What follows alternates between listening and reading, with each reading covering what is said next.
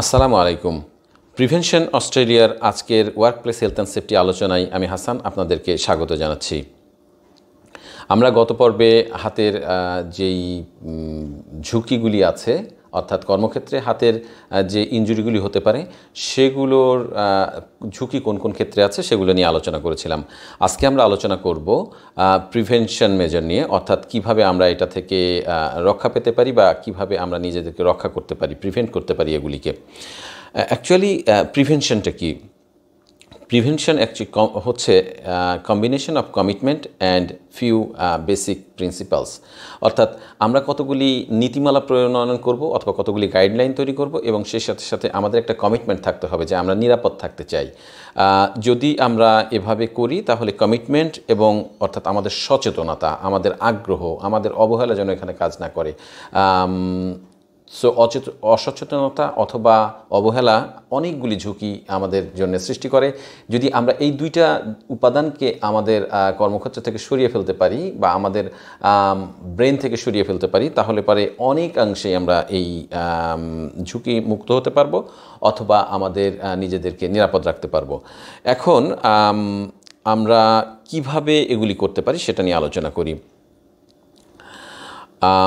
আমরা ঝুঁকিগুলিকে আইডেন্টিফাই করব। প্রথমে আমাদের কাজ হচ্ছে যে ঝুঁকিগুলিকে আইডেন্টিফাই করা, যে কী কী ঝুঁকি আছে এখানে।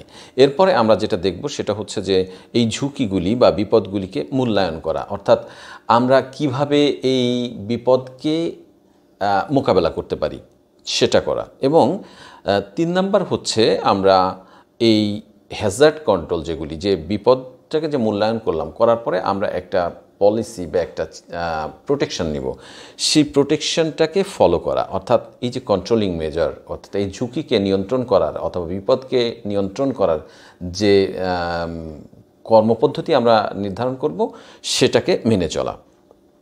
এখন সাধারণত ওয়ার্কপ্লেসে আমরা কি কি ক্যাটাগরিতে এই প্রিভেনশন মেজারগুলি নিয়ে থাকি, অর্থাৎ ঝুঁকি মোকাবেলার জন্য আমরা কি কি করে থাকি সেটা নিয়ে আলোচনা করতে চাই। সেটি হচ্ছে যে আমরা সাধারণত 4-5টা স্টেপে করতে পারি এটা। একটা হচ্ছে এলিমিনেশন, অর্থাৎ ঝুঁকিকে অপসারণ করা, টোটালি সেটাকে সরিয়ে ফেলা। যেমন আমরা যদি বলি যে কোথাও কোনো ভারী জিনিস অথবা ম্যানুয়াল হ্যান্ডেলিংয়ের কারণে, অর্থাৎ হাত দিয়ে আমরা যে কাজগুলি করছি সেই ক্ষেত্রে হাতের যে ঝুঁকিগুলি আছে, এই ঝুঁকিকে মোকাবেলা করার জন্য আমরা অটোমেটিক মেশিন ব্যবহার করতে পারি। অর্থাৎ অটোমেটিক মেশিন আমরা দেখি বিভিন্ন সময় কনভেয়ার বেল্টের উপরে অথবা ভারী যেসব বাল্ক প্রোডাক্টগুলি আছে সেগুলোকে সরানোর জন্য এক ধরনের মেশিন আছে, যে মেশিনগুলি সাক করে নেয়, এক জায়গা থেকে আরেক জায়গাতে নিয়ে যায়। অর্থাৎ আমরা যদি লিফটিংয়ের কথা বলি, মেশিনের মাধ্যমে লিফটিংটাকে করি তাহলে পরে আমরা এখানে হাত ব্যবহার করব না এবং হাতের ঝুঁকি কমে যাবে। অর্থাৎ টোটালি এই বিপদকে অপসারণ করলাম আমরা। সাবস্টিটিউশন কি? সাবস্টিটিউশন হচ্ছে যে বা প্রতিস্থাপন করা, অর্থাৎ একটা ঝুঁকি আছে সেই ঝুঁকিকে কম ঝুঁকিতে পরিণত করা। যেমন আমরা যদি বলি যে সাবস্টিটিউশন যেটা করা হয় যে একই রকম কাজ করবে এমন একটা পদ্ধতি আমরা ব্যবহার করব যে কারণে একই রকম কাজ করবে কিন্তু ঝুঁকি অনেক কম থাকবে। ঠিক আছে, অর্থাৎ লেস হ্যাজার্ড আমরা খেয়াল করব। যেমন যদি বলি যে একটা কেমিক্যাল ব্যবহার করছি, এই কেমিক্যালটা হাতের জন্য অনেক বেশি ক্ষতিকর, এখন এমন একটা কেমিক্যাল আমরা ওর পরিবর্তে ব্যবহার করব যেইটা ওই একই মানের কাজ করবে কিন্তু ক্ষতির দিক থেকে কম হবে, অর্থাৎ কম ক্ষতিকর। এইটা অনেক ক্ষেত্রে দেখা যায় যে এখানে কস্টের ব্যাপার থাকে, অর্থাৎ একটা দামি প্রোডাক্ট সেটার হয়তো সেফটি ভ্যালু বেশি, অর্থাৎ সেটা বেশি নিরাপদ। তো সেক্ষেত্রে আমাদেরকে ম্যানেজ করতে হবে, কস্ট মিনিমাইজ কীভাবে করতে পারি সেটা চিন্তাভাবনা করে আমাদেরকে এটা ম্যানেজ করতে হবে। এবং ইঞ্জিনিয়ারিং কন্ট্রোল, এখন যদি বলি যে ইঞ্জিনিয়ারিং কন্ট্রোলটা কি?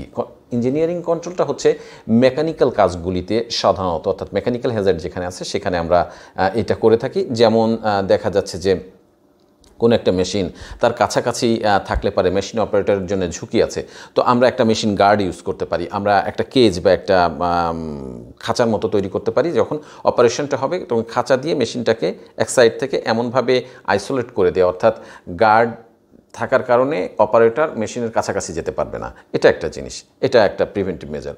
আবার আমরা যদি অটোমেটিক কোনো কিছু ব্যবহার করি, যেমন দেখা যাচ্ছে যে কোনো একটা অবজেক্ট এই যেখানে ঝুঁকি আছে সেখানে কোনো একটা অবজেক্ট আসার সাথে সাথে অর্থাৎ অবজেক্টের সংস্পর্শে আসার সাথে সাথে যখনই বোঝা যাবে যে কোনো একটা কিছু এই স্মুথ, প্রত্যেকটা মেশিন তো স্মুথলি চলছে, যখন ওখানে কোনো একটা অবজেক্ট স্টাক হয়ে যাবে বা কোনো একটা অবজেক্টের অন্য কোনো একটা অবজেক্টের বা বস্তুর অথবা হাতের সংস্পর্শ ওখানে লাগবে, সাথে সাথে হয়তো সেন্সর এটাকে আইডেন্টিফাই করবে এবং মেশিনটা বন্ধ হয়ে যাবে।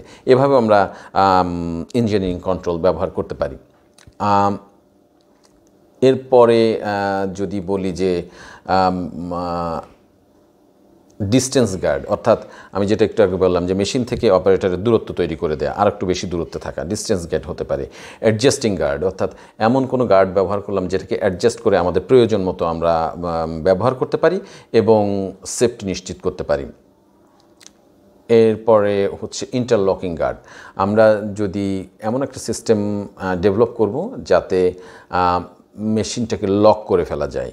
তো এইগুলি মেকানিক্যাল হ্যাজার্ড থেকে মুক্ত থাকার উপায়, অর্থাৎ এগুলোকে আমরা বিভিন্নভাবে করতে পারি। বিভিন্ন যন্ত্রপাতি যেটা ব্যবহার করব সেটা ডিপেন্ড করতেছে ডিফারেন্ট ফ্যাক্টরি, ডিফারেন্ট প্রোডাকশনের উপরে, এবং সেখানে আমাদের ওই ঝুঁকির উপরে স্পেসিফিক্যালি চিন্তা করে এটাকে নির্ধারণ করা হয়।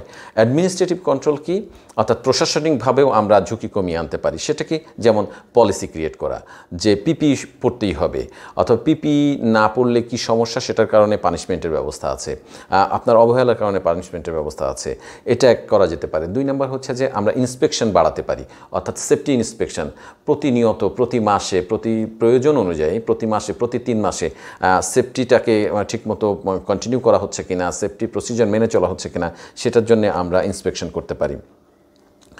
মেনটেনেন্স করা, অর্থাৎ মেশিন মেনটেনেন্সের অভাবে অনেক সময় দেখা যায় যে ঝুঁকির মধ্যে পড়ে, সেটা নিশ্চিত করা যে মেনটেনেন্স ঠিক মতো চলছে।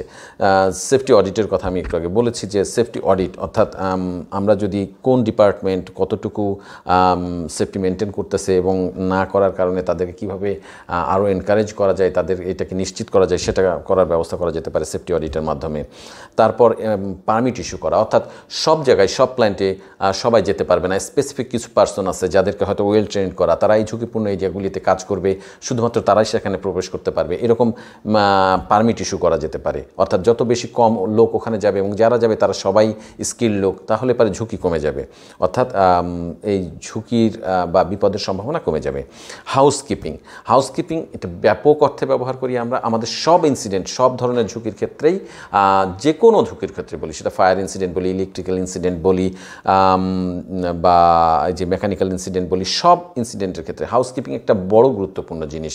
হাউসকিপিংটা হচ্ছে কি, সাজিয়ে গুছিয়ে রাখা, যেভাবে যে জিনিসগুলিকে রাখলে পারে আপনার ঝুঁকি কমবে সেভাবে সাজিয়ে গুছিয়ে রাখা। একটা মেশিন এমনভাবে আছে যেটা ঝুঁকি সৃষ্টি করতেছে, অর্থাৎ হতে পারে এটা অন্য ধরনের ঝুঁকি, এমন এক জায়গাতে রাখা হয়েছে সেটি এমন ন্যারো স্পেস, ওখান থেকে মানুষ যেতে গেলে হোঁচট খেতে পারে, ধাক্কা লাগতে পারে, আঘাতপ্রাপ্ত হতে পারে বিভিন্নভাবে। তো সেগুলিকে মেনটেন করা, যেমন আমরা প্রায়ই দেখে থাকি বিশেষ করে ফায়ার ইনসিডেন্টের ক্ষেত্রে, হয়তো আগুনের উৎপত্তি হলো কোনো জায়গা থেকে, আগুন লেগে গেল এবং সেই ক্ষেত্রে মানুষ যখন ওখান থেকে বের হওয়ার চেষ্টা করছে বের হতে পারছে না হাউসকিপিংয়ের কারণে, হয়তো ফায়ার এক্সিট ডোরটা কোনো কিছুর মাধ্যমে ব্লক হয়ে আছে, ওখানে অন্যান্য মালপত্র রাখা হয়েছে, বক্স রাখা হয়েছে, এরকমভাবে হয়তো এটাকে ব্লক করা হয়েছে। কাজে হাউসকিপিং একটা অত্যন্ত গুরুত্বপূর্ণ উপাদান আমাদের সেফটির ক্ষেত্রে। তো এই হচ্ছে আজকের আলোচনা। আমরা পরবর্তীতে হ্যান্ড সেফটি সম্পর্কে যদি আরও কিছু বলার সুযোগ থাকে বা আমরা মনে করি যে বলতে হবে, তাহলে নেক্সট পর্বে আলোচনা করবো ইনশাআল্লাহ। আজকে এ পর্যন্তই, এখানে শেষ করছি। আবারও আগামী পর্বে আপনাদের সাথে কথা হবে কোনো একটি সেফটি বিষয় নিয়ে। সে পর্যন্ত আপনারা সবাই ভালো থাকবেন। আল্লাহ হাফেজ।